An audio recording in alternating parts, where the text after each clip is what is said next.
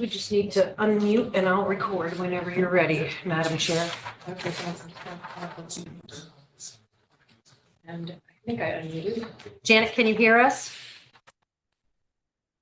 Okay. Can't hear her though. No, she's muted, but we're live. All right.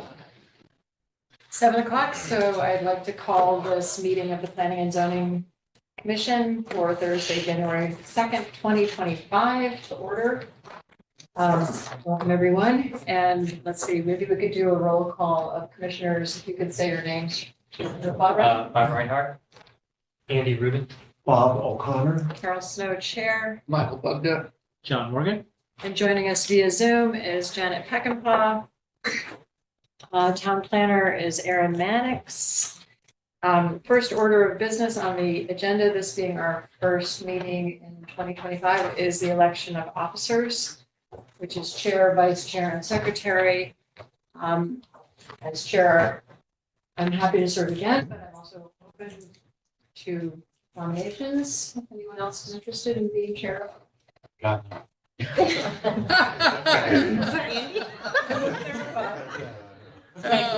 will nominate Chairwoman Snow for incoming year Thank you. as This, chair. this will be my fourth and last year as chair, so just a warning. Then we need it. Oh, I guess we take a vote then on that. You need a second. Second, I'll do the same. okay, any discussion? I just laughed a little bit. All in favor? Okay, thank you for your support. And then vice chair, Same as you, I'm happy to do it again, but if someone else wants to do it, that's fine. anyone else? I'll nominate Bob Reinhardt. Yeah. Okay, to be great. Vice Chair. I'll second it. Second, any discussion? All in favor? Great. You're it. And then we have secretary, John Duza did send an email to Aaron saying that he would be pleased to serve again. So I nominate John Duza. Second. Second, any further discussion? All in favor? Good. Consistency can be a beautiful thing. Yeah. Okay, we have two public hearings that are continuances on tonight's agenda. I don't think we need to go through the procedures again, and I think we can just jump right in, reopening, continuing 24-42, 155 Muir Road, map 60, lots 9, 10, 11, owner applicant Hammonasset Commons LLC. This is a site plan review modification of the previous approval to construct 46 residential units, an accessory common building and associated site improvements under section 32 of Plan Development District. The current proposal includes construction of 72 residential units, accessory common building, and associated site improvements. Ready? Invite the applicant. Thank you, Madam Chair. Good evening, members of the commission. I'm attorney Marjorie Shansky. I represent Hammonasset Commons LLC. With me this evening, Ron DeGennaro, a principal of the LLC. We have responses to the several questions that emerged during the public hearing. And I have reduced them to a letter, which I apologize I did not bring enough copies of, but I'd like to go through the items and then pass out the letter, which will essentially reflect my comments. The first item on my sort of bulleted letter is an attachment of a revised page 4 of the application correcting the watershed. Thank you. You're welcome. And so that can replace the existing page 4 of the application on that point. The second item that I'm addressing is with respect to zoning setbacks. The development has been designed as 2 parcels, which if you look at sheet LA in the plan set, shows the configuration of the 2 parcels. The aggregate parcel is on the corner of Duck Hole Road and New Road, which yields 2 front yard setbacks. And that's out of your regulations, section 19, found on pages 101 and 102 of the regulations. I did bring my regulations this evening. Aaron, can you pull that site plan up for us? Yes. Please, thanks.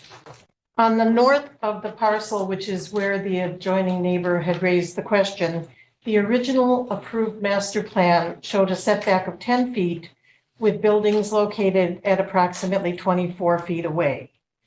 The 2024 approval, which is the subject of this modification request, showed a 15-foot setback, which is essentially a correction of the prior 10-foot setback, which was not zoning compliant, but it was in the context of the master plan, so it was conceptual more than actual.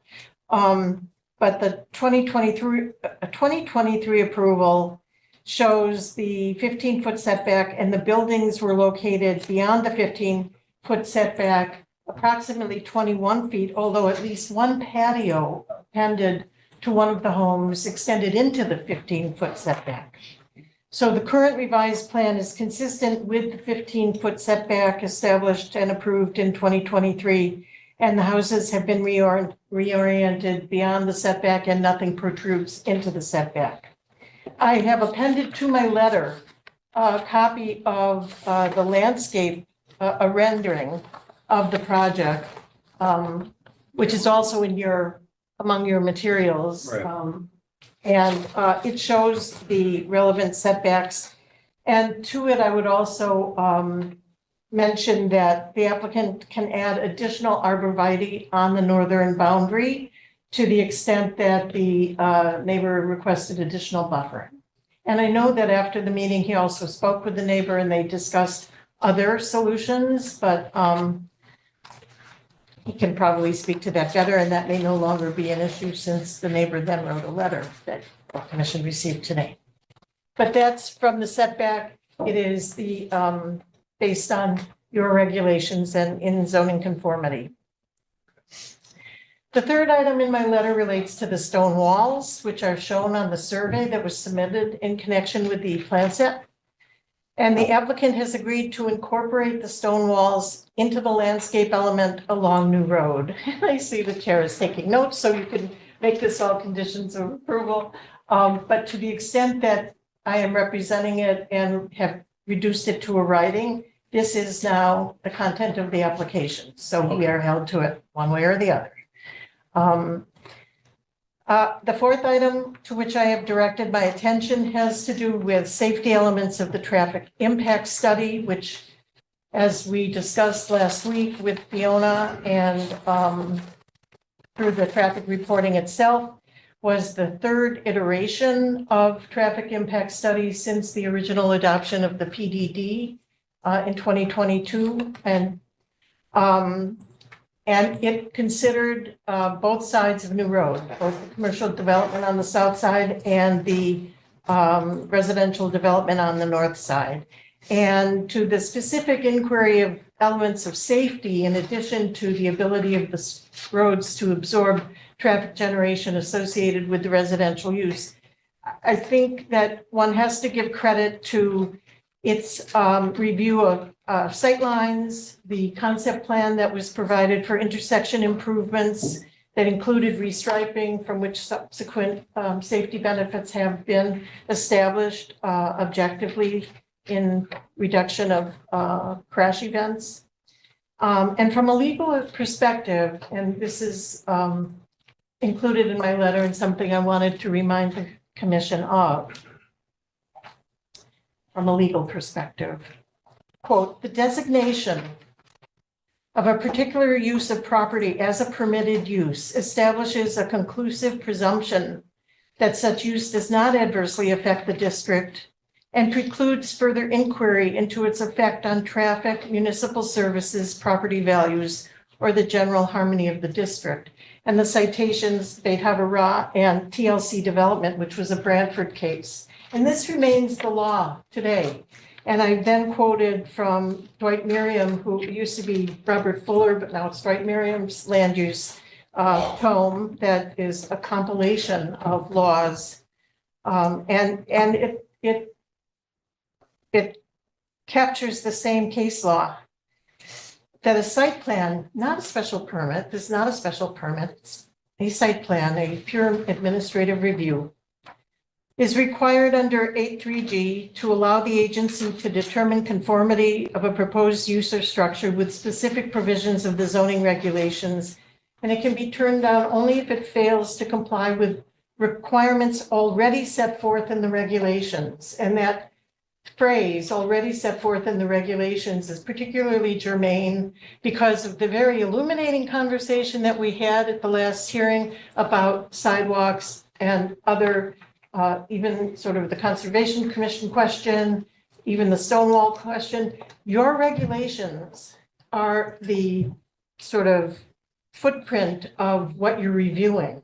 And the other things that seem like good ideas may indeed be great ideas, but you got to regulate to them before you can require them, particularly in a site plan setting. And so to the extent we all made a list of those kinds of things, I suspect that those will become topics of later conversations. Notwithstanding this sort of position of the law, which is the presumption that the proposed use when a permitted use is conclusive as to the appropriateness and safety associated with it, the applicant comes to you this evening with two offers. One is to fund having its traffic engineers refine the concept intersection improvement plan, which was displayed at the last meeting, and it's certainly in the traffic reports and in the file. They will refine it to a 1 inch equals 40 scale dimension plan that can be reviewed by the Madison Traffic Authority and serve as a concrete basis for CONDOT and SCROG consideration as a project and ultimately CONDOT or town implementation that's responsive to the longstanding concerns. Over the course of the past 3 years, we've essentially and consistently agreed to be at the table for those conversations. And my client is now taking the ball one step further down the field and reducing the proposed improvement plan into an actual working plan that, subject to the town's review, it sort of advances the conversation before the table is even, we're setting the table, I guess, is what we're offering to do. So, and this may facilitate this longstanding intention to have this conversation among the town, the state, and the developers. And the second offer with which we are here this evening is that if and when the town completes its bicycle and pedestrian improvement study, and if the conclusions of those study determine that sidewalks are appropriate or desirable for New Road and or Duck Hole Road, the applicant will cooperate in permitting implementation that does not otherwise interfere with operation of the site. You know, distances will matter and all of that. But those two adjustments are responsive to the conversation that the commission had with the public and with the applicant at the last meeting. And we think advances the dialogue, especially in terms of seeking improvements to the longstanding problematic intersection, which we're not worsening, but now we're trying affirmatively to help. My next point relates to something that emerged in one of the letters since the last time we met, and that had to do with the septic system design and a sort of random concern about nitrogen and that. So I've appended to this letter a copy of the November 26th email from the health department to the applicant, finding feasibility for septic system installation among the soils at the site and with a menu of sort of subsequent actions to be taken. And Connecticut Water, the commission is reminded, issued its recommendations for both the 46 and 72 unit iterations at the site and has expressed no concern about nitrogen among its considerations, and the fact that it's been reviewed on 2 levels as to the appropriateness of the site for the proposed installation is notable. And I think the final point that I have addressed in my letter relates to the comment made about, has this been referred to the Conservation Commission? As you know, the Conservation Commission is an advisory body. It's not a regulatory body, and it doesn't have automatic jurisdiction over anything. There are a few sections in the regulations that encourage, or I'd say arguably require or endorse referral to the Conservation Commission. Section 32 is not among them.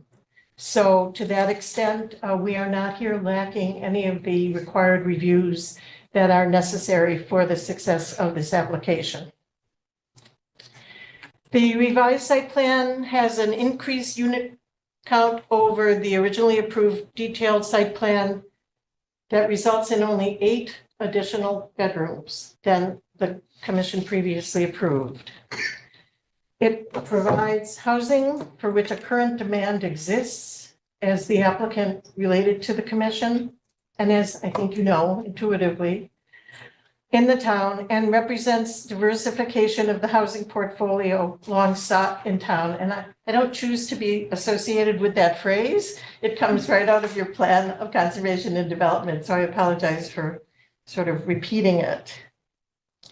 The proposed development includes the applicant's voluntary creation of 8 affordable units, which is, the rounding up of 10% of the proposed units, which is useful to the town in at least maintaining its position on its effort to get to the state endorsed 10% total affordability. Certainly doesn't worsen your position. It not only improves your position, but there are 8 units of affordable housing in the offing.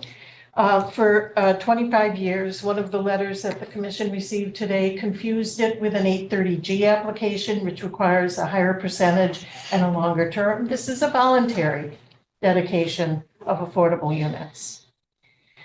The application demonstrates conformity with applicable zoning regulations and is eligible for approval as a modification to the previously approved detailed site plan. If you have any other questions, I'm happy to take them. I have not enough copies of this letter for the commission. This is the original, which has, and I've also appended to it, let me get it to the chair first. You can share. Gentlemen want to end up sharing, and I again apologize for that. I've also appended to the letter a copy of Dave Sullivan's resume, because I thought, in light of the amount of conversation about traffic, that his over 40 years of experience doing this work in the state of Connecticut is important to internalize. Dave Sullivan is just a magnificent conservative traffic engineer. And it's always a pleasure in my office when we get to deal with his work product. So if there are no other questions, that's where I am. Thank you. Seeking your approval. Thank you.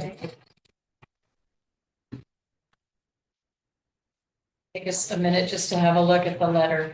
Yes, so I think it will look familiar. Is there any questions if anyone has? I'm not sure if you can answer it or not, but I'd like to understand the change in the location of the houses, I guess, on the west side. The one that they are, their proximity to, I'm not sure how to get pull the old originally approved site plan up and then look at the new one. I didn't have a chance to. What the difference is between the two? Is that what you're asking? Yeah. Because while the regulations have specific setbacks, in the special exception, we're allowed to put in a more restrictive, we can put in more restrictive conditions than what are in the regulations.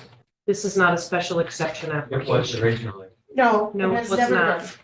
been. It was a zone boundary change to allow for the Okay. PDD floating zone to land on the property with the approval of a master plan, and then the subsequent approval prior to, being able to develop the property is a site plan process.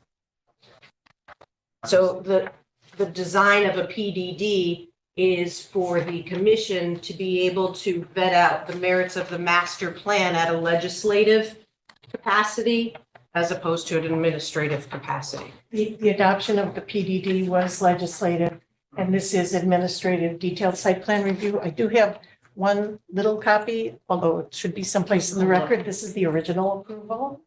We'd like to see the configuration of the houses in the rear. They have been reoriented, but they are zoning conforming.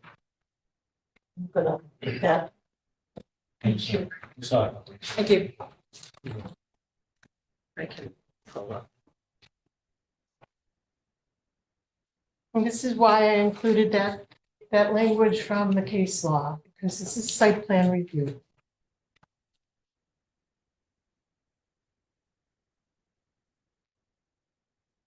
Modified site plan.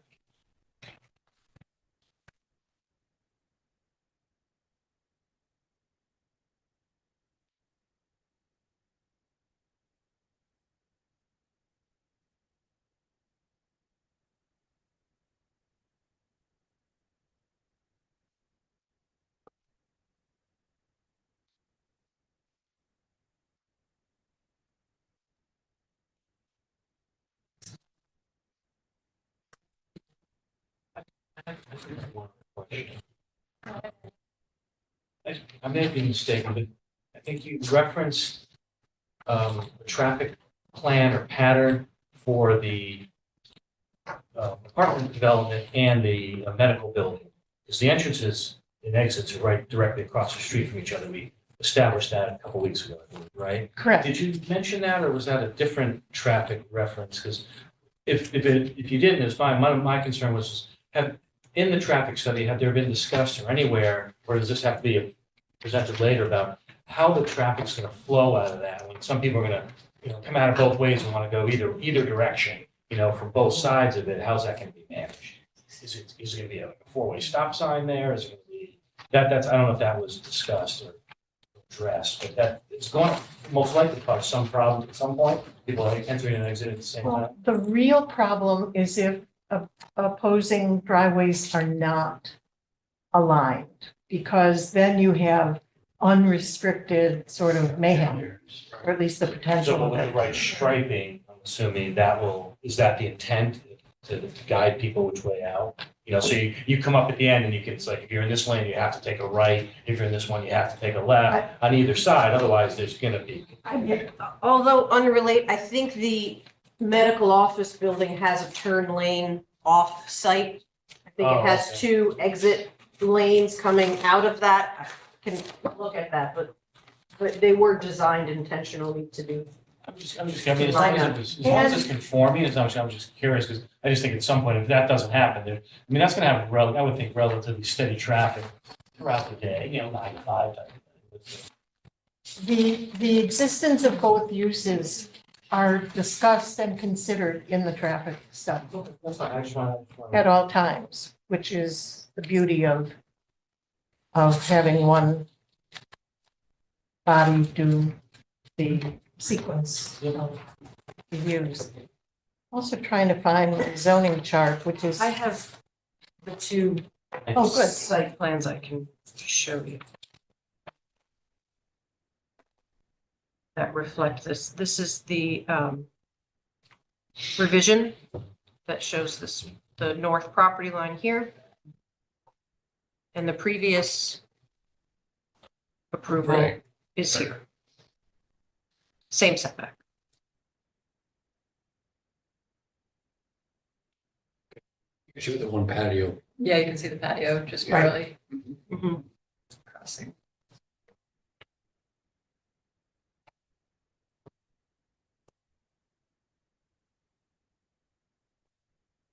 This was the. This is the approved plan. This is the request for modification. Okay.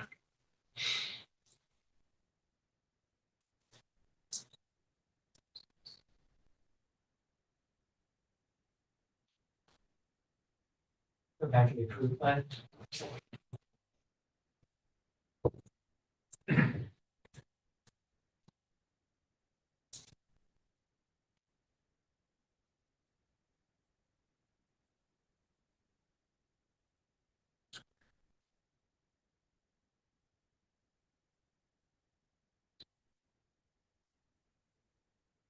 Thank you. Welcome. Actually, Erin, if you could go back and pull up the site plan that shows the current condition.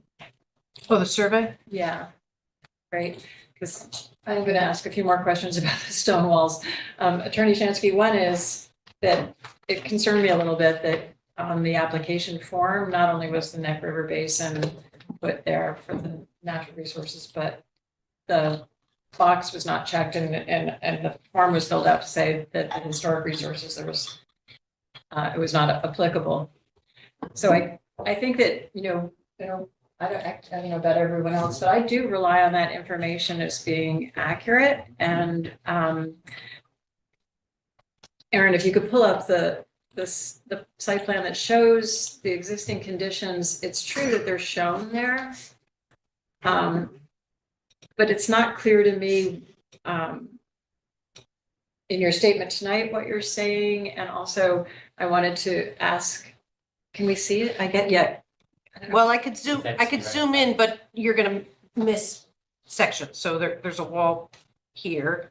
Right. There's a wall along the western property There's the western line, boundary and then to and the then there's north. these little, And on the pieces. other side, I think outside of this property, on the abutters property, there's something referred to as a line of boulders.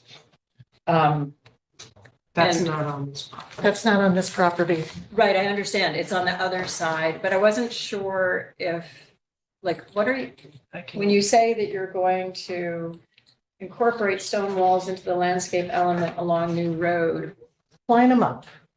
just move them? Yes. Okay, so those aren't historic walls anymore then? Well, I don't know that just because they are old walls or that they were moved by the people who cleared the land for utility and made walls out of them for whatever purpose, that ascribes to them some hands-off policy. It's not in a historic district. It's just a feature, and we're offering to preserve the feature. Okay, it's a nice idea, and I think, in our previous sessions about this project, which is, it's true, we have approved the concept and the master plan You have approved the detailed site plan. and the site plan, and the POCD before us supported this area as an opportunity area. So, I think in my looking at the different stone walls that are in existence, they're already disrupted. So sort of wearing an archaeologist's hat, which I have experience with, it doesn't bother me. It does almost, I mean, I appreciate your effort to make a new stone wall on New Road. I think that will enhance it. But what about the stone wall that's on the western boundary? Because I couldn't tell from the landscape plans or from other plans if that's going to stay in place. We'll be happy to provide a revised plan that shows the proposed treatment of those walls. Yeah, that'd be great. That could be a condition of approval Okay, as a modification to the site plan to demonstrate just so we the see. reuse of the stone walls. Right. Absolutely, Okay, thanks. not a problem. Anyone else have any questions? Erin, what did we say, and I'm sorry if I'm going to sound stupid about this, but what did we say about the possibility of the town erecting a traffic light for the intersection between the medical center and the facility that they're proposing? Didn't we mention that at some point, that the town at some point in the future could consider putting a traffic light in there? I recall someone, I thought from the public recommending a traffic signal at the intersection of Duck Hole. Yeah, I think we've talked. about However, that's at the discretion of the state, and there are specific standards that have to be met to justify the state It wouldn't be their installing. responsibility. There's something called a warrant, the Think conditions that's- of which need to be satisfied in order for the state to impose or to require a traffic light. So, once the surveying is done through the offer that my client has made with respect to moving the concept plan into an actual plan, it's an open question whether that emerges as being something that is supported by facts that can be embraced, but your point is well taken, but it's a DOT. It's their responsibility. Yeah. I understand. Okay, thank you. Attorney Shansky, could you just clarify the the sidewalk offer. I'm not sure I understand what the offer is. The offer is to permit the implementation of a sidewalk plan without saying, well, you can't put a sidewalk on my land. We're welcoming whatever the result of your traffic study Yes. suggests, concludes. Yeah. For example, if you followed any of the conversations for potential sidewalks throughout town, it is the property owner's responsibility for clearing sidewalks along their frontage. And they at times speak out against sidewalk projects. Okay. In addition, if there was a need for some type of encroachment or easement over Right. a portion of a And they property, need I to I be- would take that as a Yes. willingness to cooperate with the town to Right. help facilitate. Exactly. There Physical needed to be an construction. easement for that. Absolutely. That's what we're talking about. So the applicant will allow a Correct. sidewalk to be built. Correct.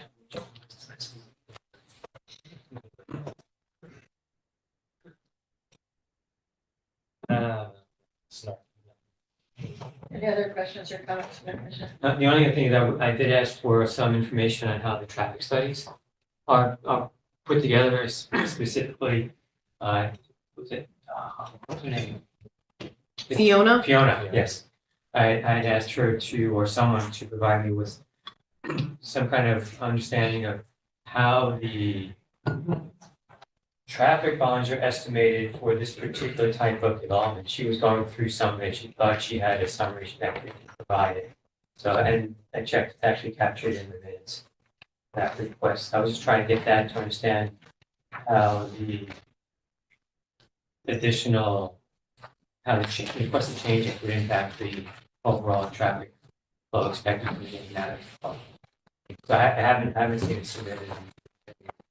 I had that conversation with Dave Sullivan this morning, because I shared with him, actually before today, but we were all entangled in holidays, so it was hard to get to that conversation.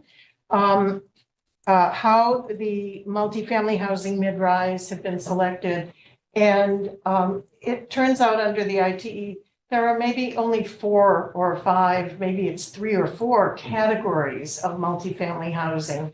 So they apply engineering judgment. And that's part of the reason I wanted you to embrace the experience that Dave Sullivan brings to this exercise. And then the recognition that ITE, which is the sort of go-to source everywhere, because it has compiled statistically from thousands of examples what the traffic generation of diverse uses is. So this being neither an urban setting nor a strictly rural setting, the traffic generation that is the result of the tables that the ITE establishes, this was chosen as the appropriate use.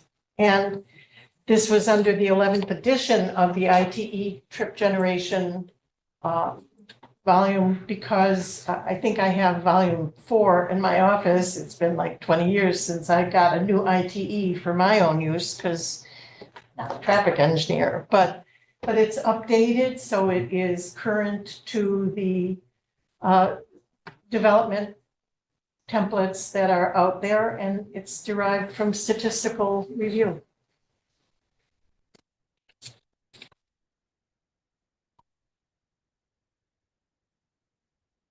Thank you.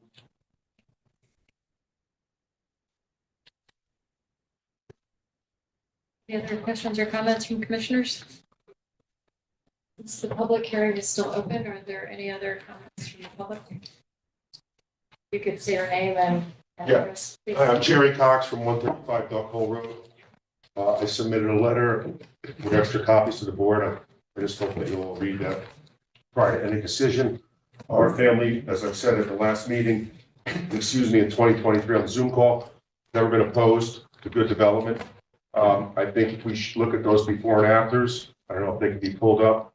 When we talked in February of 2023 with many of you and both developers and Mr. Harkin, we were a little relieved at what we didn't think the buildings and their location was that aggressive. That road was more of a circular road. The buildings had some angle to them.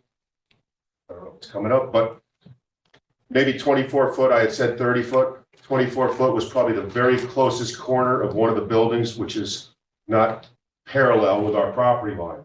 So the biggest shock to us was to see this new proposal where these buildings, the roads have been squared up and these buildings are at the setback. I take that they didn't change, but they're right there at the setback line. The buildings are far closer than what we all looked at and what was approved previously. So that's something that we're concerned about. So perhaps that left corner of the middle building is 24 feet. But you can see there's an angle to the buildings. We were pretty content with that. And at that time, Mr. Harkin said it, that yes, they would make landscape buffer as dense as possible there. So we're just a little concerned, a little dissatisfied with the proposed layout of the new buildings. If you show it now, if you can, they're right up against it. There's not much room for a buffer. And I appreciate the developer, and we did have a conversation, and they said they would do what they could for us, but I just want to get that on record.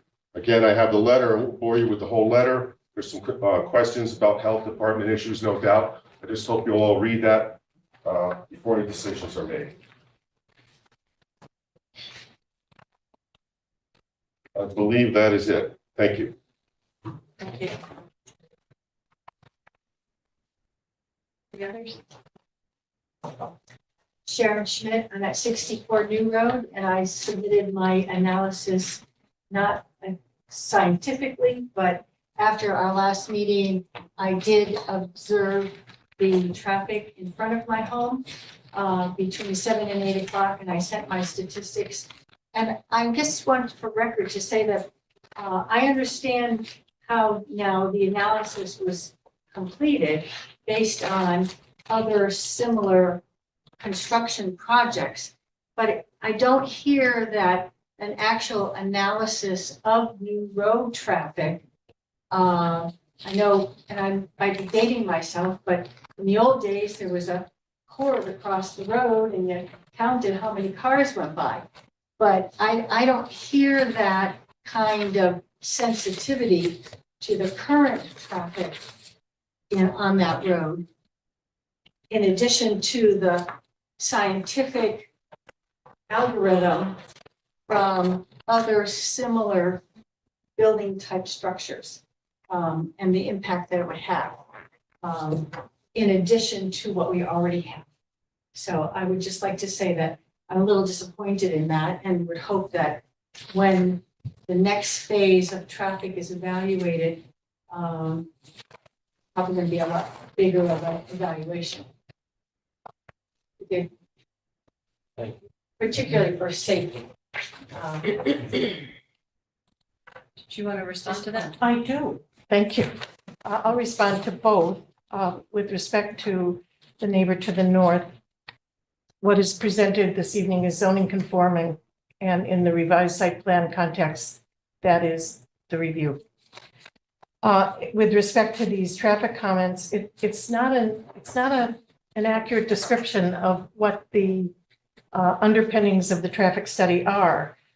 In this October 25th letter from SLR, which is the third iteration, Mr. Sullivan says the work comprising the study consisted of several tasks, including data collection, review of roadway and traffic conditions, estimation of phase 2 site generated traffic volumes, and assessment of future traffic operations at and near the site. It was conducted with phase 1 office building included in the background of future traffic operations, and figure 1 shows, I don't have that in what I printed out, but then on page 3 of this October 25th letter, the paragraph at the top of that page says existing traffic volumes. Traffic counts were conducted at the study intersections during the morning and afternoon peak hours, and they found what the peak hours were, and that is embedded in figure 2. So while I appreciate the comments, and I think that we heard the conversation on the 19th, and I think that the offers that have been placed before the commission are responsive to the comments from the neighbors. But I think in fairness, the traffic reporting has to be considered holistically. You just can't look at one thing and say, oh, I'm disappointed in that element, because they looked at it comprehensively and with respect to background traffic conditions and actual traffic conditions, and then projected traffic. So from the use itself. So I think that would be my response, except to ask if the neighbor has any special qualification to opine about traffic, because, you know, we have one traffic expert in the record. Did you want to respond about the abutter to the north and buffers and? We've offered to do some additional arborvitae's planting and whatever else may be feasible or They'll fit in useful, space, right? but it is a conforming alignment, and that is the critical No, feature. It's, we appreciate that extra effort. Yeah. I'm just wondering, in the conversations that were had outside of this public hearing about buffering and improving landscaping, was there any discussion even about adding some trees on the other side of the property line? I know that's not required by any means, but. Don't want to propagate hearsay, so I would defer to my client. We did offer that. We had the discussion after the last meeting. Oh, great. Okay, because it is such a tight space Yeah. that, you know, I thought There's only so much you could do on that. with an property. arborvitae, they have to be really tall and skinny. Or those cedar trees grow really quickly and they're Yeah, pretty elegant. And there is a fence there. there's a fence and there is, you know, there is a There's a bit of buffer on the other side of this Yeah. property, but not all evergreen, I Yeah. don't think, so. Well- I appreciate your concern. I appreciate that.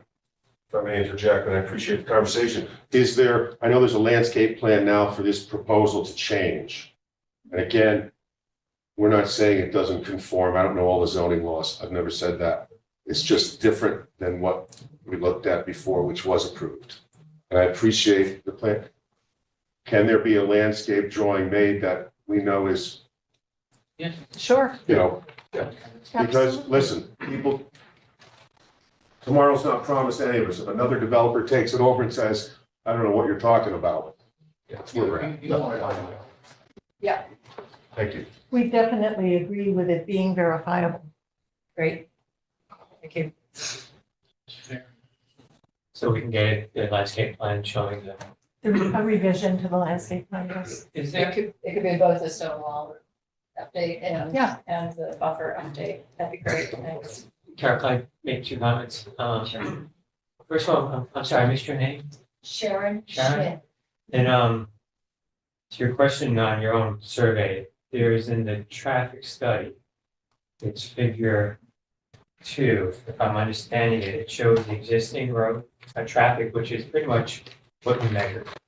So that was in that, so it's on the town website, traffic study, go to figure 2, and I can touch it, it takes a while staring at it, just look at the pictures. Look at the pictures here. But maybe that'll help you understand what the current traffic is and what you can expect coming in the future. The other question I had was trying to understand the reason for the changes in the layout of the homes. So the original one had the angled homes, and now it's pretty much perpendicular with the more of a square shaped road. And I've just been trying to understand the driving force behind that change. The design is driven by the unit count and the configuration that makes both the internal driveways work and the configuration of the building footprints work. The design columns. Yeah. Thank you. That was so much more succinctly stated. Thank you. An engineer. Well, there you go. The overall footprint of the homes has not changed, correct? More or less, it's more or less the same, the coverage? It is, yeah, I don't have my zoning I chart, can't my comparative compare zoning this charts, one. but it is the case that they are largely, they are extremely similar to the approved site plan. So that's why I'm coverages. struggling with why, I can understand the need for some changes, but I'm not quite sure I understand why the wholesale change in the configurational layout, because the way I looked at it is in the PDD, the approval for the PDD was a development of this type in that area. But then part of it is also understanding what the site plan for that is and how that's going to fit in cohesion or whatever the right word might be with the surrounding neighborhood. And for me, the first plan fits very nicely and the second plan does not. And so I'm trying to understand what the driving force, because I want, and I see the need for single bedroom rentals. I see the need for the additional housing. I get all that. I'm working on my way to try to find an appropriate way to say yes to this, but I'm struggling a little bit with understand why the change was made. To accommodate the development at its scale, but we do have an endorsement by ACA. ACA is, as you said, ACA is just advisory, I guess. Right, but it's advisory on the specific issue Got of it. this. Got it.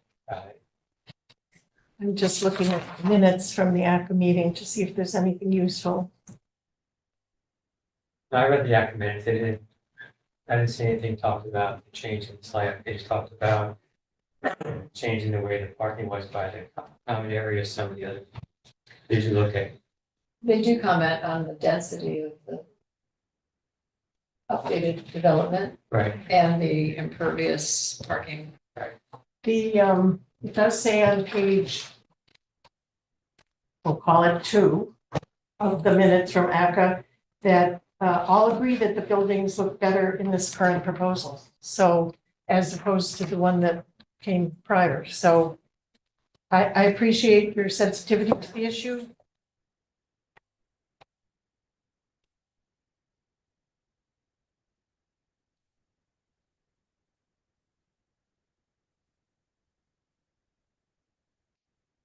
We have a hand raised from someone attending, Barbara Yeager. Karen? Barbara, please identify yourself for the record. Barbara Yeager, 205 River Road, Madison. I had just a couple of quick questions. I'll just list them out and then whoever can answer them. I noticed the patios are over the setback line. I don't know if that's okay in this new one. It wasn't, it was over in the other one, so I assume that's okay with zoning. Also, again, I had addressed concern about the large evergreens so close to Eversource's lines. In a few years, they'll want to cut them down, although they're on private property, they can't, but that'll be a problem. I didn't hear anything about codifying short-term rental. And is parking allowed in the side yard setbacks, which it appears between the two lots it is. And I think that was it. I am also a little concerned about Asa rubrum being planted so close to septic systems, but I assume the landscape architect on this project would have looked that over.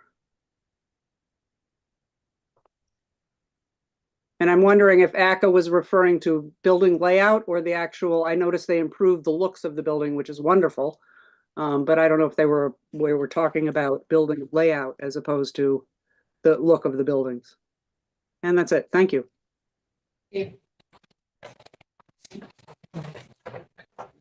Well, I don't think that the patios are intended to extend over the, I saw that when the thing was displayed and it's not consistent. I think it's the graphic width of the line that shows the setback. So that is not an intention to extend over. Okay.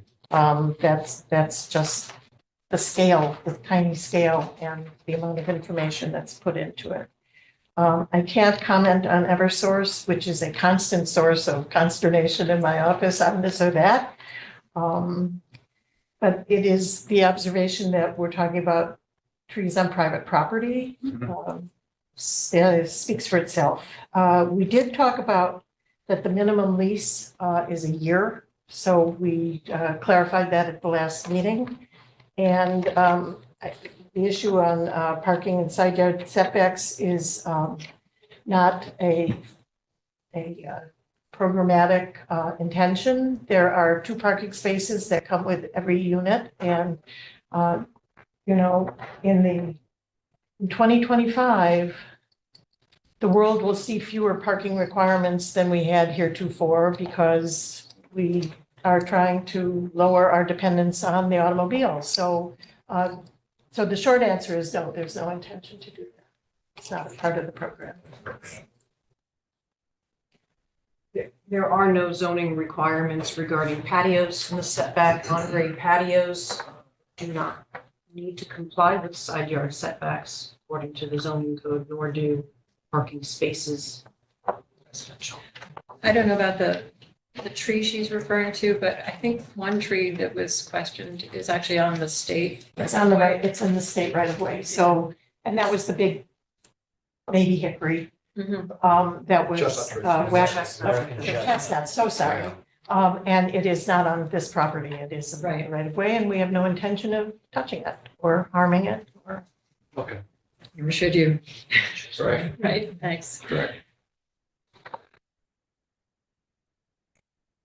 think if there are no other questions, then I have a motion to move to deliberation. Close the public hearing and move to deliberation. Sure. Second? Second? All in favor?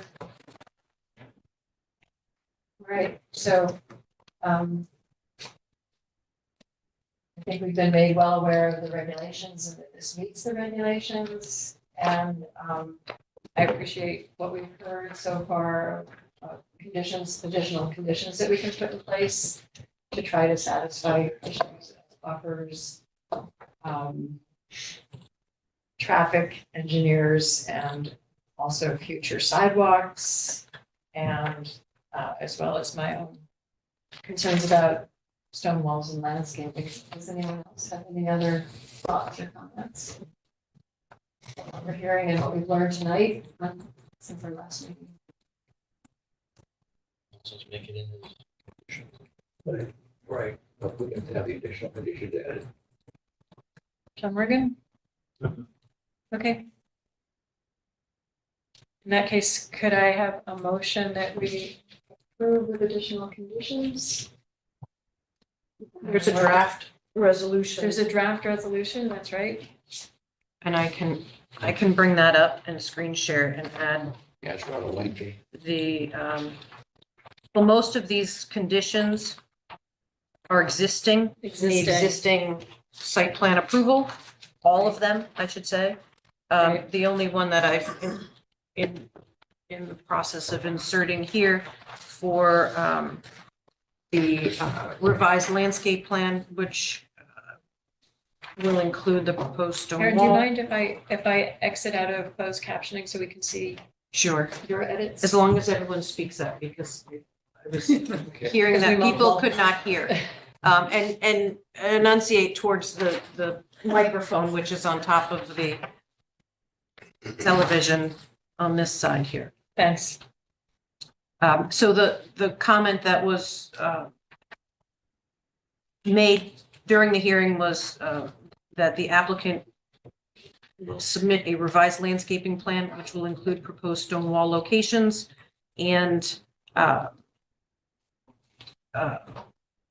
landscape buffers. Yes. Oops, not buffer. Along the northern, I'll say including the.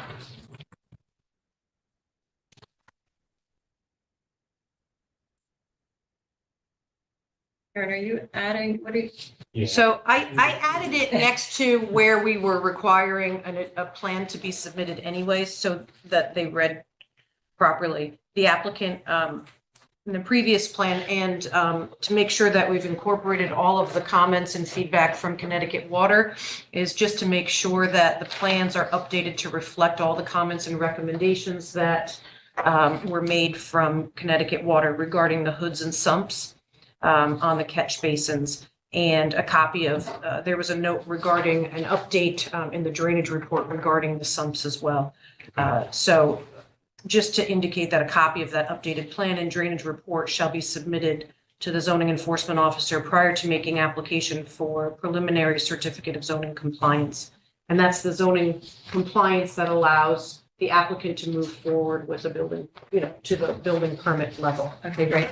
Thanks. I'm having trouble seeing that. I can zoom That's in. font this from this distance. I'll zoom in on that. The order changed. And the order seemed to have changed, yeah. I didn't change anything else.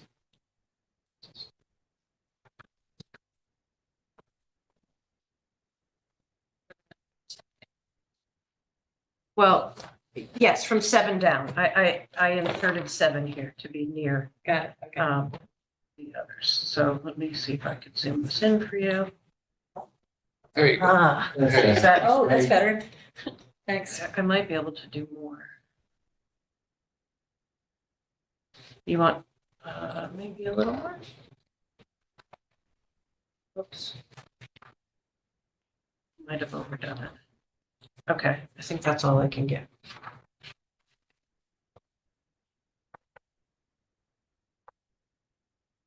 So then we also had,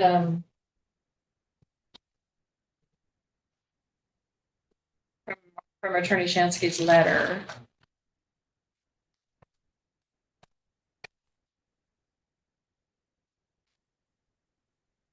Offer about traffic engineers.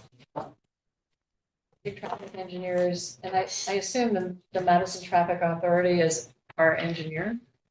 The local traffic authority is the police commission. Police Commission, okay, so maybe we could clarify that too. In what Attorney Shansky has proposed. So that's incorporated into the record. One spot, and I'm sorry to scroll down. That's okay, we But need it, thanks.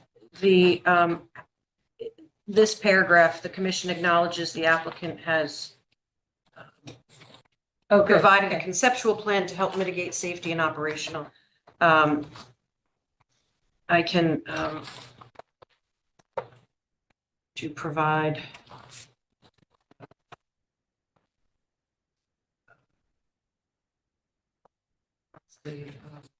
how did you word that? Revise, oh, sorry.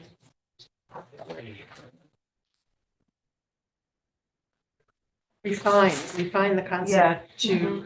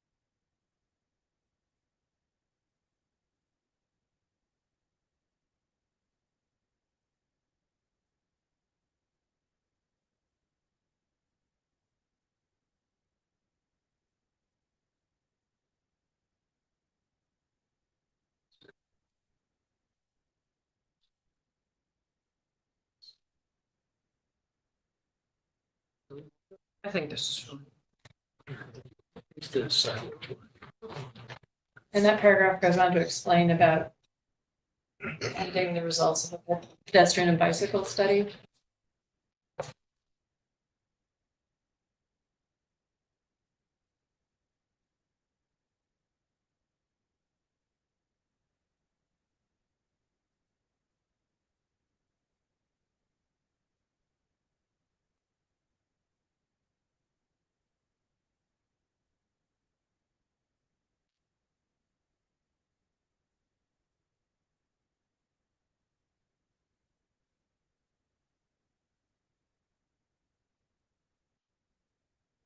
Okay.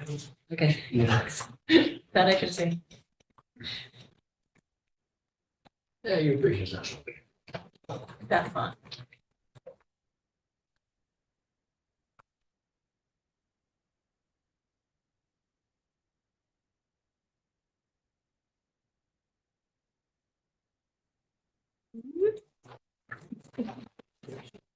Those not otherwise alteration of the site.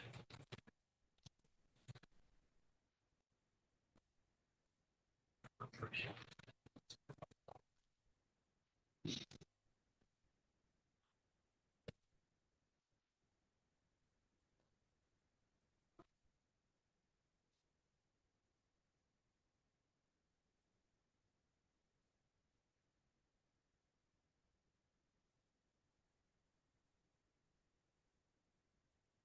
It's just like a snapshot into my There you brain. go. Sorry. You got him. Stressful. Great, thank you, Erin. Yes. Okay. That works for me. Work for everybody? You captured it. You captured it. All right. We have a draft resolution. Could I have a motion and then we'll need to read through it? You didn't answer somebody. Didn't somebody already do that? Yeah, I think I had. Oh, you did, okay. Fire away, Bob. Okay, which document, the whole? I think, can we read? It's all the same until, until number 7. So you can read from your paper, Bob, for that portion. Okay, we, I think that, Erin, that yeah, the versions that we have don't Don't have the have language the there. right, it's different. That's why it would be better if we could read from that document. Oh, that's a good point. You're right. Those are the existing, I'm sorry. I'm assuming that IT gave you a copy of the draft resolution. My apologies. Those are the existing conditions, so you're absolutely right. That's why we were Those having were the trouble conditions of the Aligning previous everything. 2 applications. Can you see from the screen, or do you want me to pull one I think closer I to can- you? I can see that. Okay, you can read directly from the screen then. Okay. I'm sorry, that's Yeah, where the confusion was. If I have trouble, it will be obvious or that can be replaced. Okay, the following draft resolution is offered. Madison Planning and Zoning Commission approves application number 24-42, 155 New Road, map 60, lots 9, 10, 11, owner applicant Hammonasset Commons LLC, site plan review modification of previous approval to construct 46 residential units, an accessory common building, and associated site improvements under section 32, Plan Development District.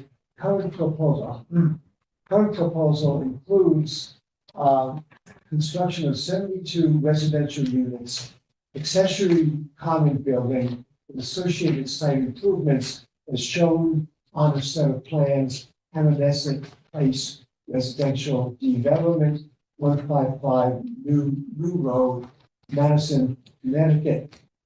Regulatory submission, November 1st, 2023, revised September 5th, 2024, prepared for Hammonasset Commons LLC by SLR, 17 sheets and architectural plans, Hammonasset Place, 155 New Road, Madison, Connecticut, by the Sullivan Architectural Group. 13 sheets dated April 17, 2024, revised to June 17, 2024, with the following conditions. 1, the zoning enforcement officer be notified at least 48 hours prior to commencement of any regulatory activity. 2, that all erosion and sedimentation controls be installed prior to any site disturbance, to be maintained for the duration of construction activities and until the site is sufficiently stabilized to the satisfaction of the zoning enforcement officer. 3, the applicants shall utilize DEEP's guidance document, best management practices for the duration of construction For temporary construction and reconstruction operations in aquifer protection areas for the duration of construction activities. 4, the application, missing. Yeah, right, you're. Okay. The applicant shall file necessary lot line revisions on the Madison land records prior to submission of application for preliminary certificate of zoning compliance. 5, the applicant shall submit to the zoning enforcement officer a revised affordability plan reflecting the increased number of units. Additionally, the applicant shall record the plan on the Madison land records prior to submission of application for preliminary certificate of zoning compliance. The plan shall clearly identify the administrator of the affordable units. 6, the stormwater system plan drainage report shall be updated to reflect the comments, recommendations regarding hoods and sumps from Connecticut Water.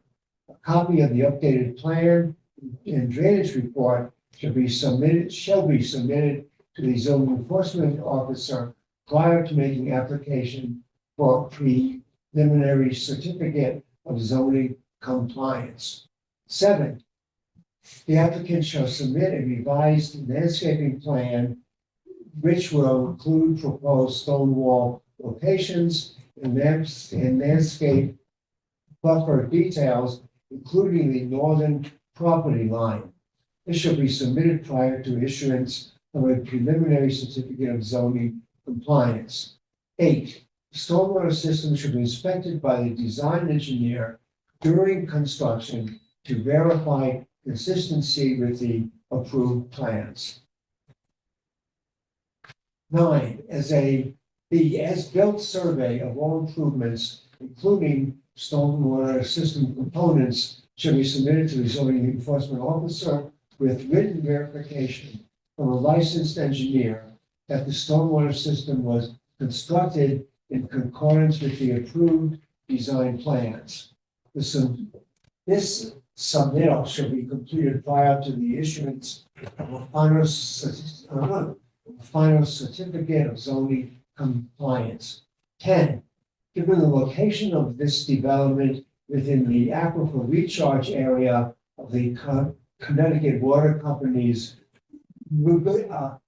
Redtech wellfield, the applicant shall provide a plan utilizing best management practices for the development of ice within the development. This plan shall demonstrate how the applicant will minimize the use of chemical de-icing agents. The plan should be submitted to the zoning enforcement officer prior to the issuance of a preliminary certificate of zoning compliance. 11, the applicant or successor shall implement a stormwater maintenance program as proposed by the design engineer and provide a report according to the program to the zoning enforcement officer. The commission acknowledges that the applicant has provided a conceptual plan to help mitigate safety and operational issues at the intersection of Route 450 and New Road, Duck Hole Road. The applicant has further agreed to refine the conceptual plan to a 1-inch to 40-foot scale, the dimension plan that can be reviewed by the Madison Local Traffic Authority and serve as a concrete basis for CTDOT and CGRCOG consideration as a project and ultimately Connecticut dock or town implementation that is responsive to the longstanding conditions. Right. In the event the town completes its pedestrian and bicycle improvement study and concludes that sidewalks are appropriate or desirable for the new road or Duck Hole Road, the applicant will cooperate in permitting implementation that does not otherwise interfere with the operation of the site. In the event that changes to the approved plans are required as a result of other agency permitting to support the proposed activity, the Madison Planning and Zoning Commission reserves the right to review said changes that may require modification of this approval. This approval is made based upon the finding that the proposed use is consistent with the approved master plan for the planned development district for the subject property. The commission approves said master plan with the understanding that the applicant successfully demonstrated that the proposal is consistent with section 32.2.1 of the zoning regulations as the location, uses, and layout of the proposed PDD are in conformance with the intent of and the goals and objectives contained in the plan of the conservation and development. The PPD is in harmony with the surrounding neighborhoods and land uses and its proximity to major roads, including I-95, and will help provide convenient access to the site while minimizing impacts to local residential streets. The effective date of this approval is January 16th, 2025. Eva. Second, I'll second. any further discussion? All in favor? Against, opposed? One opposed? Okay, thank you, everyone. Thank you all. Thank you very much.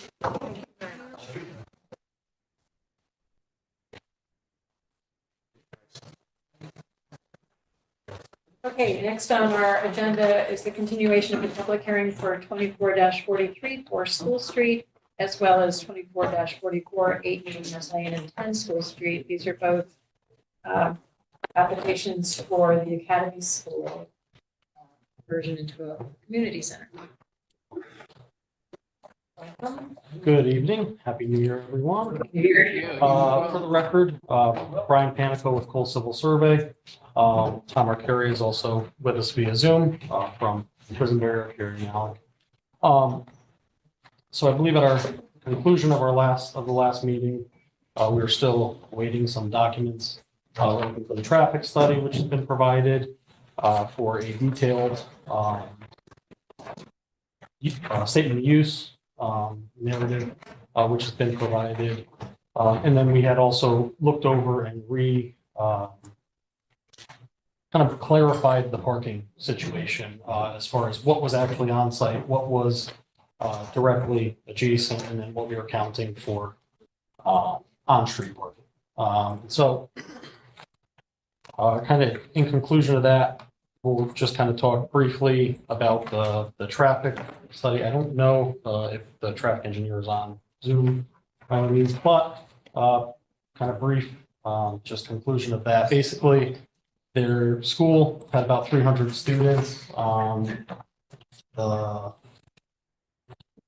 level of service at the intersections, both Academy School or Academy Street and to the north, both of them were a level of service B in C. Under the current proposal, they would still remain a level of service B and level service C. Overall, the daytime peak trip generation was much higher for the school. It was 222, I believe it was. And then 48 p.m. peak trips. That kind of gets flip-flopped with the, assuming the building was being used to its fullest extent. I should pre-note with that. That would kind of flip-flop and we'd have a more or less 90 a.m. peak trips and 156 p.m. peak trips. So about the same number of peak hour trips. Again, if the community center is being used to its full capacity, which is, very rare and few and far between type of thing. Which again brings us into our parking, as we discussed at the previous meeting. Again, building being used to its full extent or for a very large event.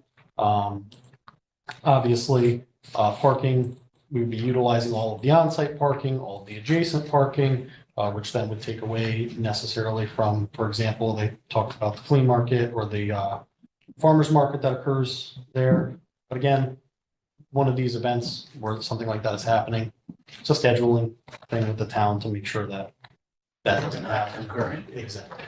And then there's also been brought to our attention, there have been previous instances where the local churches, basically adjacent to either property, have allowed for parking for the town, for uses from the town. Both amenable to this. They have been in the past at least, so not necessarily, we're not saying, can't sit here and say that they would be amenable to doing something again, but as long as it's not interfering with their operations, it seems as though in the past they have been amenable to that. And then to the north is also the senior center, which also has parking. So again, as long as these things are not overlapping and there's not overlapping events, it shouldn't be an issue. So it really, I think, comes down more to scheduling and programming.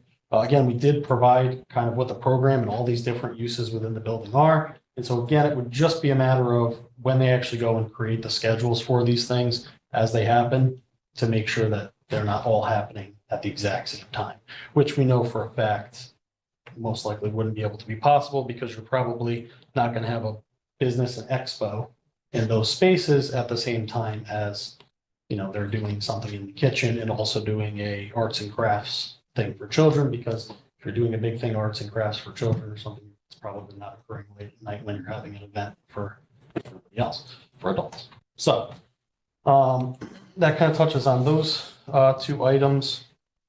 And then again, I just also wanted to point out in both the traffic and the parking and all of these things, we're accounting for over 47,000 square feet of space.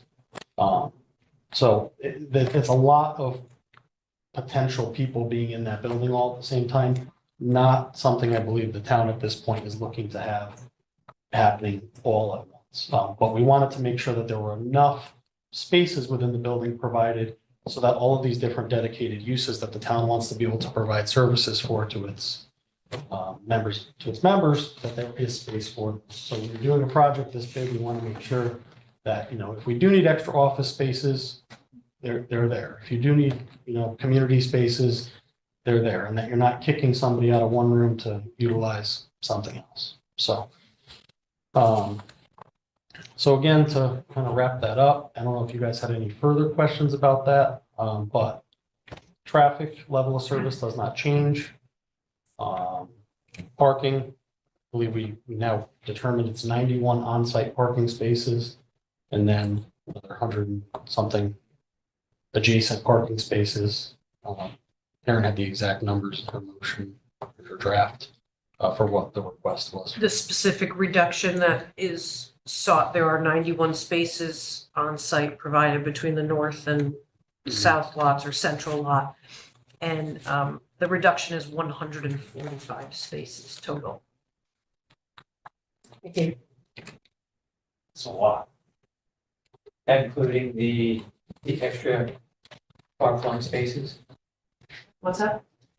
Where I looked at, there was 236 required. So- Correct.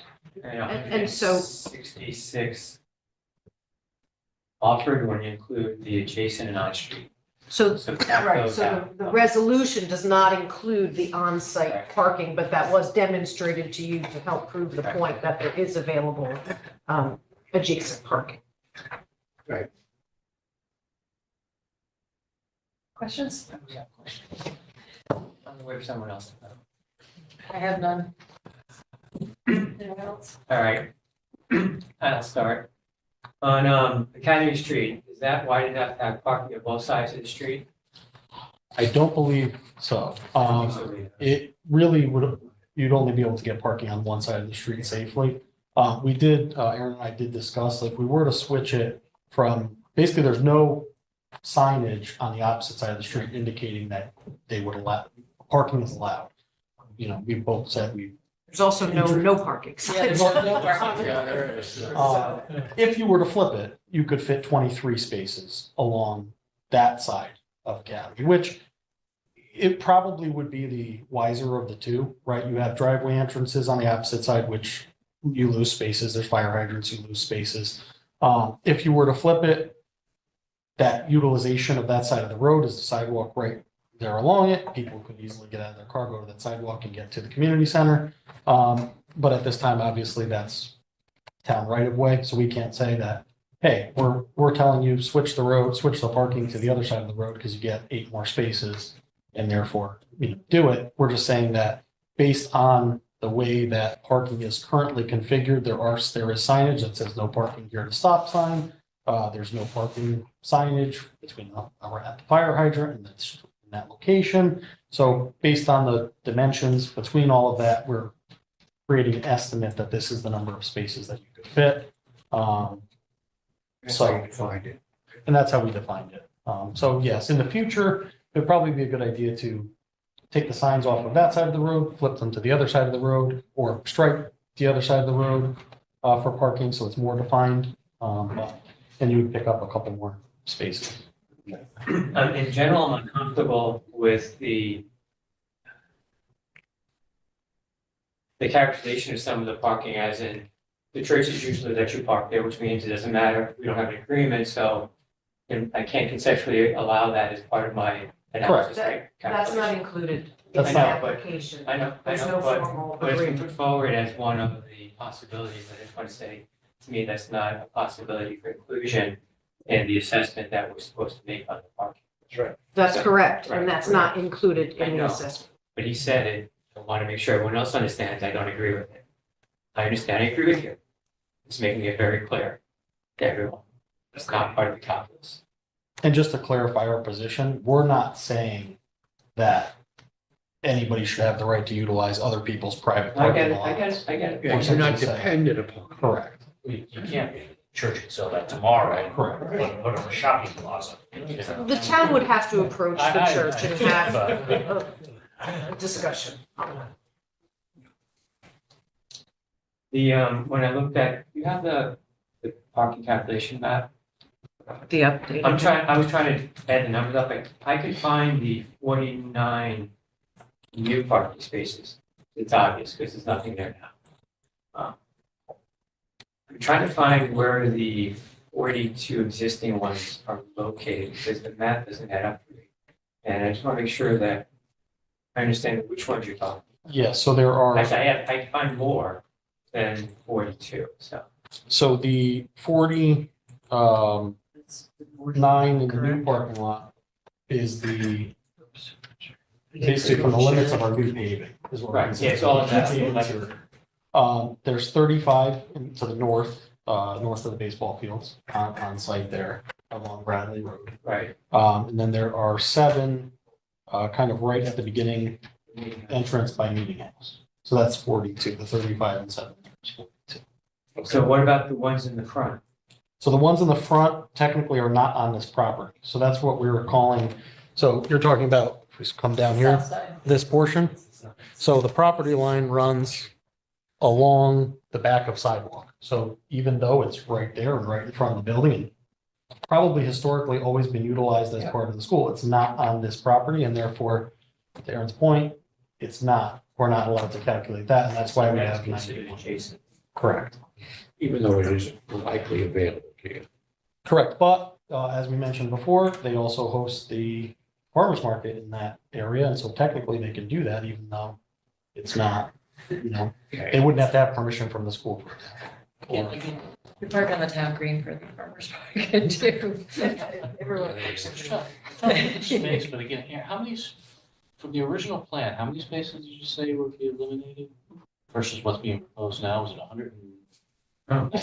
It's very limited on-site parking. There's a section of parking here along the, No, I understand that, but like, there was supposed to, the original plan, there was how many on-site parking spaces? this proposal, you mean? Yes, the So original. the layout didn't change, just how the How we're numbers were counted Yeah. to clarify between on-site and off-site. Okay. There has been no physical change to the design. This whole The section. physical number of on-site parking spaces has not been reduced. No, I'm looking at, I'm just gonna go. From your last Where would all meeting? these other parking spaces possibly go without getting rid of all the fields? Well, and that's essentially the kind of the There's no- situation that we came to, is without basically totally eliminating the baseball fields, because obviously then we also have the full septic system that has to go in, which is taking up the outfield of both of those.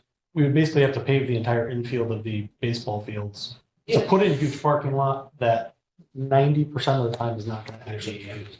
Yeah, like the church parking. Okay, I mean, all right, that's what I was envisioning. I just, for some reason, getting lost around the numbers and so forth. The only other spot is what is now that, well, basketball court, but it's kind of parking, but it's just this amorphous, semi-paved area. That's probably more of a safety And issue some of than that is anything. fenced off. Yeah, kids are just running through there all the time. And realistically, to your point, from existing conditions to proposed, we've increased the amount of parking substantially, because where they had basically just the 7 parking spaces that are here, and then maybe some Paving. mismatched paving that people could park in, now we've formalized an entire parking lot in that space.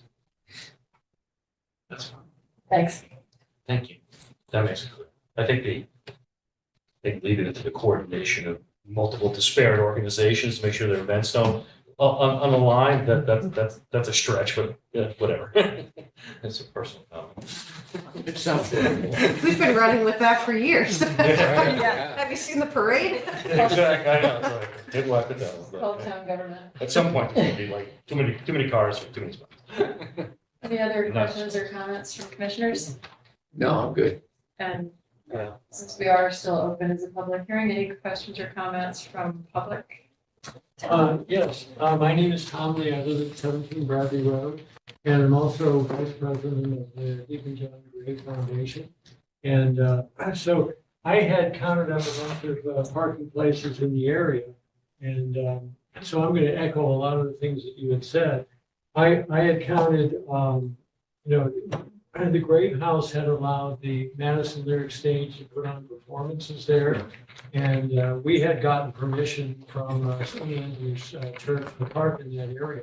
So there were like 43 parking areas that were part of St. Andrew's Church that were regularly used for Madison Lyric Stage performances, okay?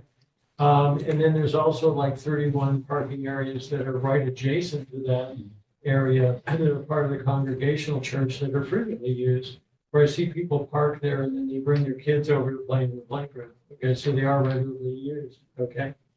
Now, the other comment I wanted to make is with Academy Street, frequently people who attend the church park on both sides of the road, okay?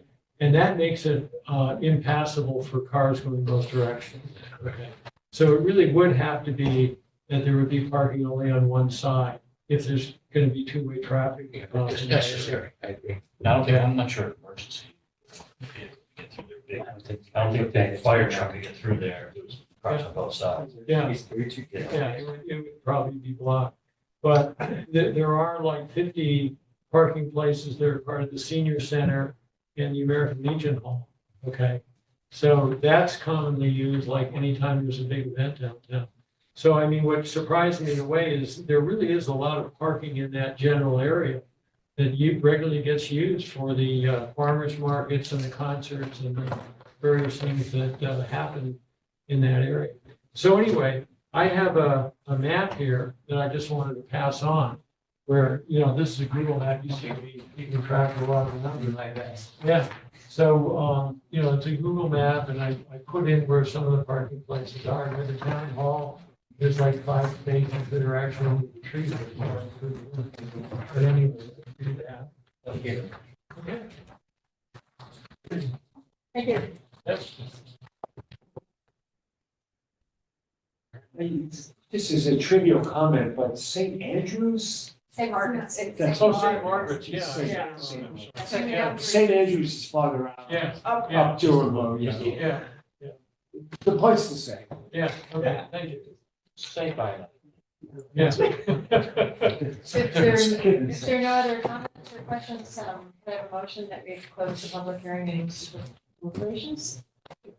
Bernhardt, second. Andy, any discussion? Favor? Okay, we're in deliberations. Thank you so Thank much. you so much. Thank you all. Question. Yeah. So since the town of Gap, yes, the town to do some things about the street parking. Usually we That's a can. question for our town You can make a suggestion, you can't require it as part of this application as a condition. For the same manner, you can't require off-site parking, Churches. To be dependent I get on- that. you know, off-site improvements, but you can make the recommendation that the town engineer and local traffic authority Consider. review the parking on school, on, Academy ahead of, you know, They're gonna have to. development to see what's safest. It should be done anyway, It should be done anyway. regardless of it, Yeah, because Yeah. they knocked the building down. For everybody. That's right. any other concerns? That would make that a recommendation. My recommendation is that on Academy. Thank you. On Academy, if you have parking on both sides, it's not wide enough. If the parking is on the opposite side of the school, then you need more crosswalks. There's only one at the base, and people are going to cut across the midway down to get into the building. Right. They're going to cut around the back of the building to get into the front part. So either we need to put parking, which would be more appropriate on the community center side of West side. Academy, which would be up against the baseball field where everyone parks during the softball games. So they're gonna park there anyway. So we'll end up with cars on both sides, which will then be just havoc. It's real narrow. Aaron, can you And pull that also- document up, because I don't think we all got it. Sometimes there are events which may not What be document? scheduled on the church. Are you which doing they the, want are you do adding on to the the draft access to the resolution? church. Yes, but I was just listening. Oh, sorry, He was I'm sorry. doing that, but yes, I just wanted to see it because we don't see it. yes, I had every intention So of that when bringing we that see up. what you're adding to it, we can see what Yeah, you're yeah, typing.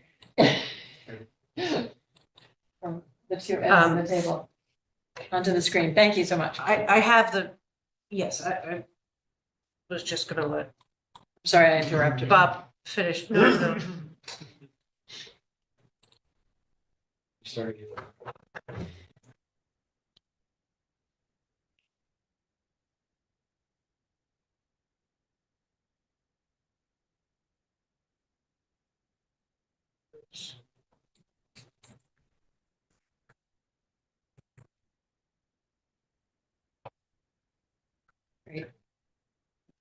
Thank you.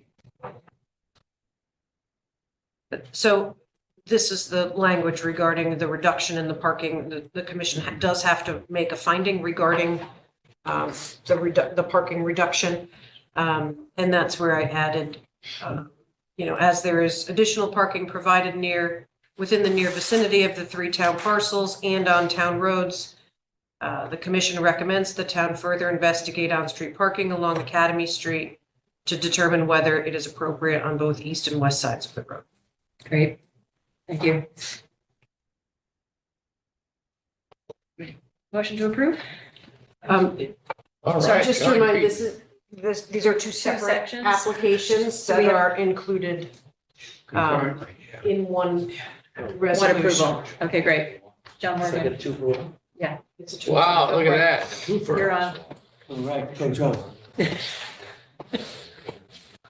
The following You want me draft, to no, turn it to, or you?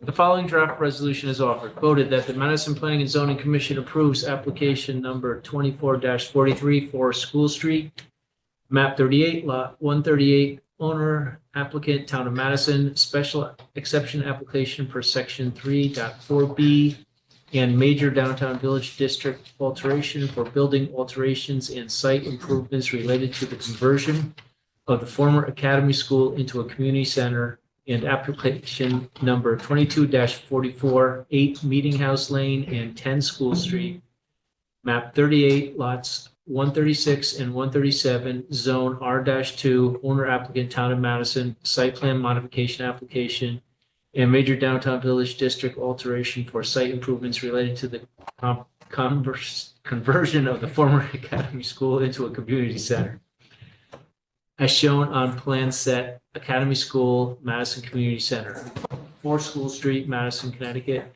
by Cole Civil and Survey, Quinsonberry, Arcari, Malik Architecture, and Kent Frost Landscape Architecture.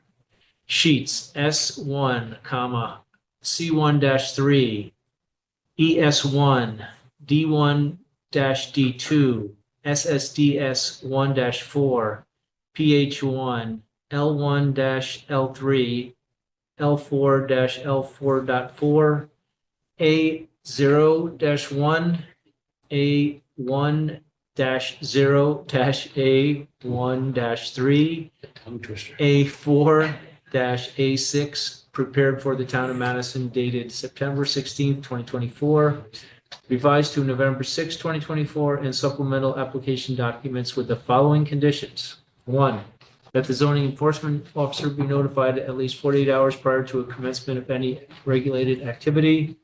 That all erosion and sedimentation controls be installed prior to any site disturbance and be maintained for the duration of construction activities and until the site is sufficiently stabilized to the satisfaction of the zoning enforcement officer. All site lining shall be installed according to plans with a color temperature of 3000 K. The stormwater system shall be inspected by the design engineer during construction to verify consistency with the approved plans.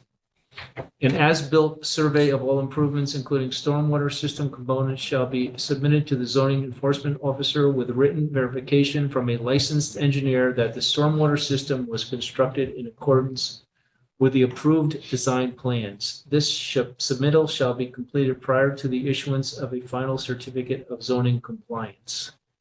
The town shall implement the stormwater maintenance program as proposed by the design engineer and provide a report according to the program to the zoning enforcement officer. Effort shall be made to reduce or minimize rooftop mechanical equipment and ducts from view, especially near the entry area. Be it further voted that the commission reduces the parking requirement of 4 School Street and 8 Meeting House Lane and 10 School Street by 145 parking spaces, 236 required, 91 provided on site, and approves the use of shared parking per section 8.2 of the zoning regulations as the applicant has successfully demonstrated additional parking provided within the near vicinity of the 3 town parcels and on adjacent town roads. The commission recommends that the town further investigate on-street parking along Academy Street to determine whether it is appropriate on both east and west sides of the road. In the event that changes to the approved plans are required as a result of other agency permitting to support the proposed activity, the Madison Planning and Zoning Commission reserves the right to review said changes and may require modification of this approval. This approval is made based upon the finding that the public convenience and welfare of our residents and visitors will be served by this new community-focused building. The proposed use is permitted in the district and all standards, prerequisites, and conditions by the regulations have been met. The proposed use is in accordance with the comprehensive plan and is an appropriate adaptive reuse of a former educational building. The effective date of this approval is January 16, 2025, and upon filing of the certificate of special exception on the Madison land records. Hallelujah. Thank you. Nicely done, John. Can I have a second? You got the second. And I would like to just add one more thing, Erin. I wondered if we could say that it's in accordance with Plan of Conservation and Development. Say comprehensive plan.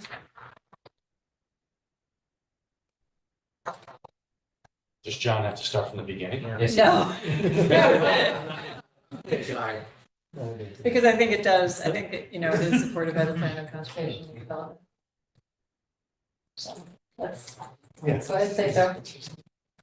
Great, thank you. Okay, This implies congestion parking.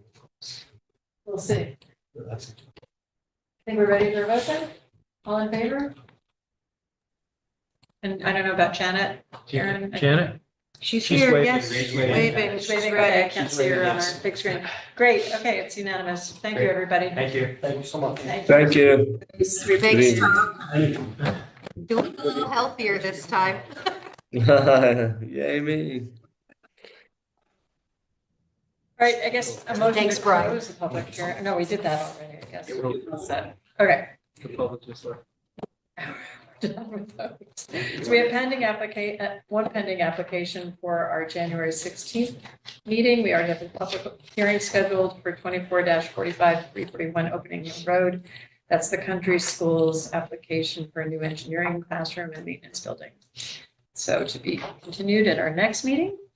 Approval of minutes, John Douza isn't here, but can I go ahead and propose that we accept them As is. as is, unless I actually had one spell check for your last name again.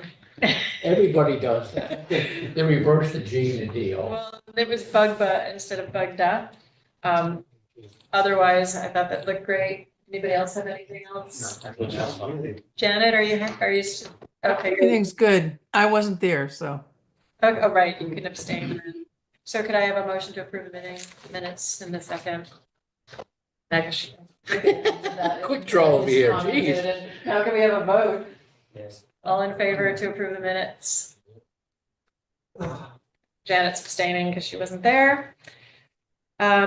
Okay, so remarks, I guess I want to say thanks for making me here again, I think. And I also wanted to encourage you, if you've had any training sessions, for, that you had for 2024, to go ahead and submit them to you, Erin. Yes, please share any documentation that you've received that you have not yet forwarded to me to show compliance with the statutes for your required training. Also, to let you know, there will be the Bar Association's annual, biannual? Yeah, every 2 years.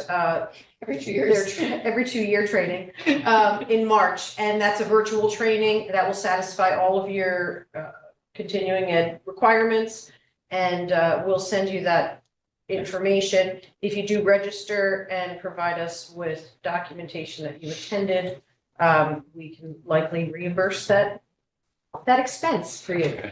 But registering for the event, I would register early this month when you do receive my email, so that you can make sure that you get the updated Bar Association book, the large binder that they send out. I'm due again too, right?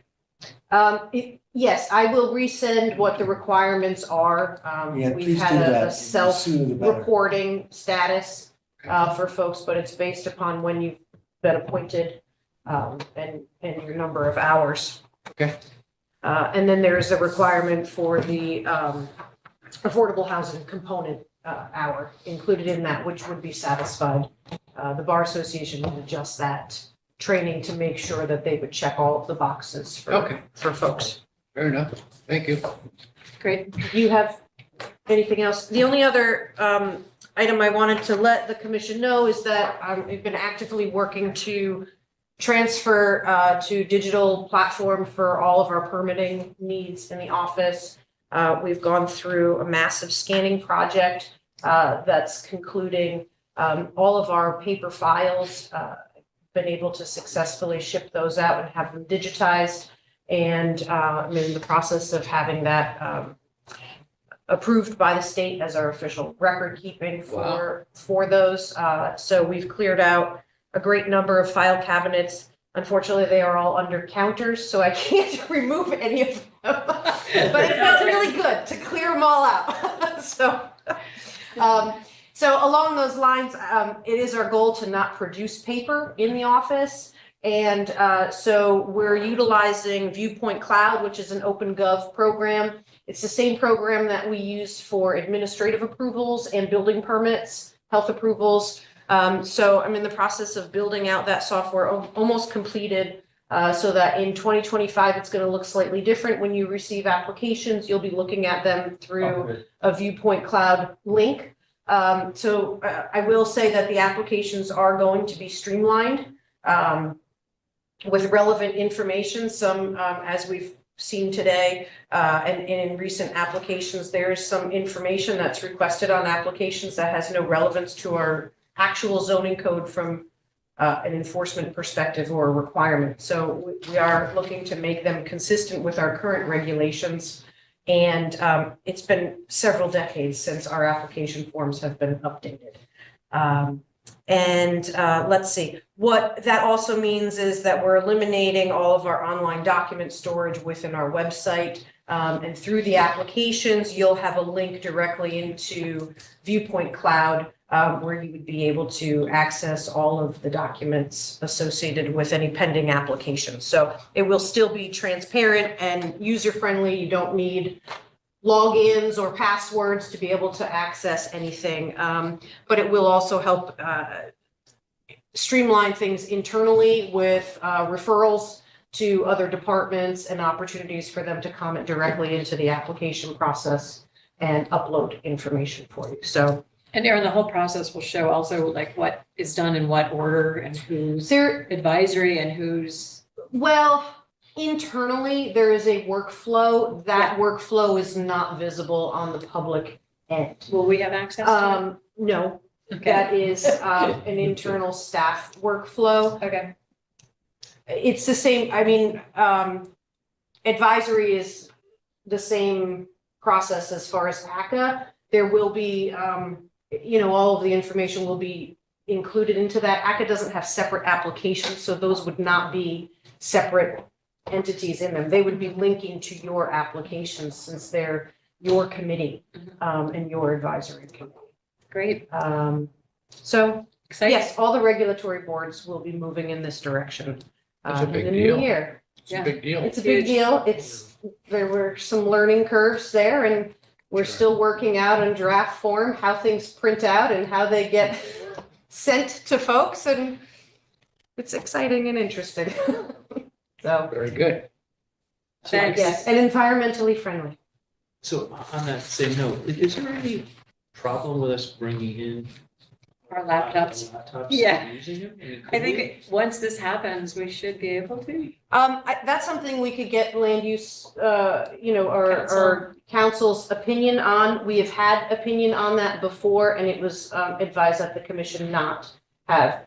The whole premise of land use application is that there's fundamental fairness, and what you see is what the public sees and what the applicant sees. So having your own screen necessarily in front of you, I'm not sure that guarantees that transparency. So that was the question that we've had before. I'm happy to bring that to our council. I guess why would that be different if I printed out all the documents for each of these applications? I'd have them in front of me. Or if I had them on my iPad, I'd have them in front of me. What's the difference in that? Well, I think that's, I think that's the question for the commission. Typically, if we're looking at a set of plans, you should all, back before we had any hybrid and everybody got their own packets of information, we'd bring the paper copies in, lay the plans out, have them on a board, or have a couple sets here that the commission got up, walked around and looked at. If somebody brought in information from outside, then that needs to be entered into the record and everybody should be able to have a copy of that information. Which is why So we can ask that's you to pull really- something up. Exactly, and that was that was the recommendation previously, was if there's something that the commission would like to see, we look at the paper, the submitted plans, or we pull that up on the screens, and the reason why we have the screens on either side of the room, and screen sharing for those attending hybrid. So it does get a little more complicated when you add a hybrid component into or digital applications into ours. So I think So don't do we it may yet. have to Do we? catch up on that. Okay. Yeah. But I'll post the question. Yeah, I think it'd be good just to see. I mean, I think the idea is that we shouldn't be on our laptops Googling around or whatever, getting other information, checking your email. Okay. But at the same time, these are complex, a lot of these are complex, and I refer to the submitted documentation. So I can say on page 2, otherwise I have to put it all out at home. And I'm not gonna do that. Yeah. It's wasteful. Yeah. So it's the same for me as printing out. I need to be able to reference it. I can't remember all of it. When I print some things out so I can circle it and count the number of parking spots and all. But unless the town wants to give us full copies of the whole thing. No. At every meeting, which I don't want. Right. I see no other option than to allow us to. Well, the option is to share it here on the screens and have No. the commission be able to. So if you were doing reviewing an application outside of the meeting in preparation for that, you may have to take physical notes and then ask to screen share those relevant pages. That may be the option. You're thinking we can look that far ahead and understand the questions we're gonna ask. Right. I'm just Yeah. impressed that you're looking before One the step meeting. at a time, John, one step at a time. To that point, I have one question for you. Maybe you could answer in preparation of the next public meeting, the country school.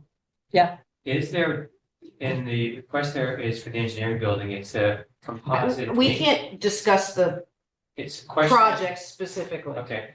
If they're Outside asking of the for a public maintenance building or an educational building, is it a different assessment?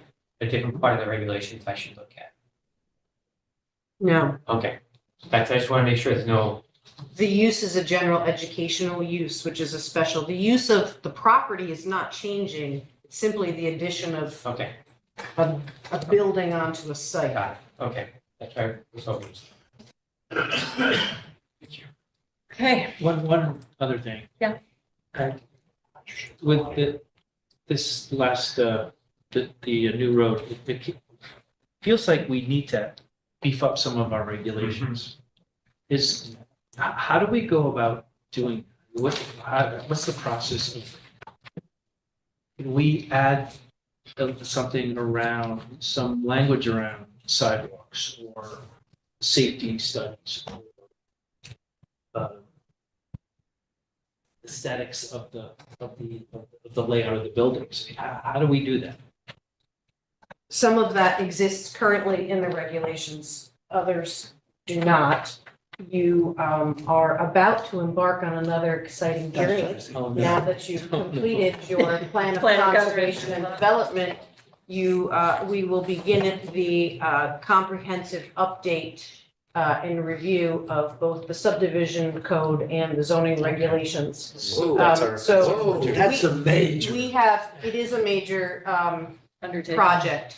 We have money set aside, a total of $85,000. I believe it's set across 2 fiscal years, this being the first year with funds available. I am, as soon as I complete our online permitting, building out the software, we will be sending out an RFP seeking professional consultants assistance in updating that. So that includes a legal review of what needs to change based on statutory updates and things like that over the years.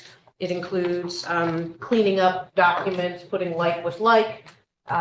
Some substantive changes, as you're suggesting, are on the table as well in that, but overall making it a lot more user-friendly for residents, staff, commissioners. You know, you'll look at the regulations, and oftentimes you're understanding something in one section and then 30 pages It says something. from there, Yeah. there's an I gotcha that you weren't aware of. So Yeah. and that's common. It's common when updates occur and they're added on to the back of the regulations. It's a similar process that I went through when I was with the town of Guilford I was as just gonna say well. that Guilford has done it, and so check out So, Guilford's regs if you get a chance, because I think they're really much improved. They're great. But there's, we have a large file in our office, just from staff.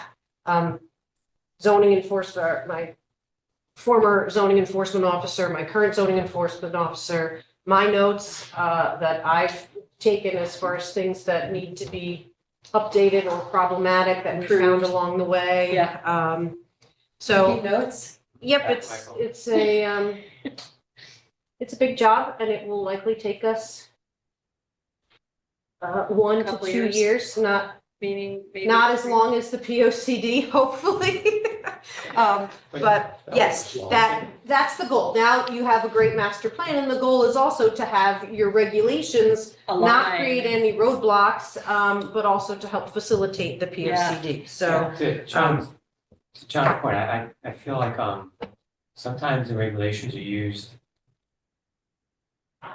used in a way to get an approval because that's what the regulations say. It's not necessarily what I would think the right thing to do is. So in a large development, a 15-foot setback to me is just not appropriate.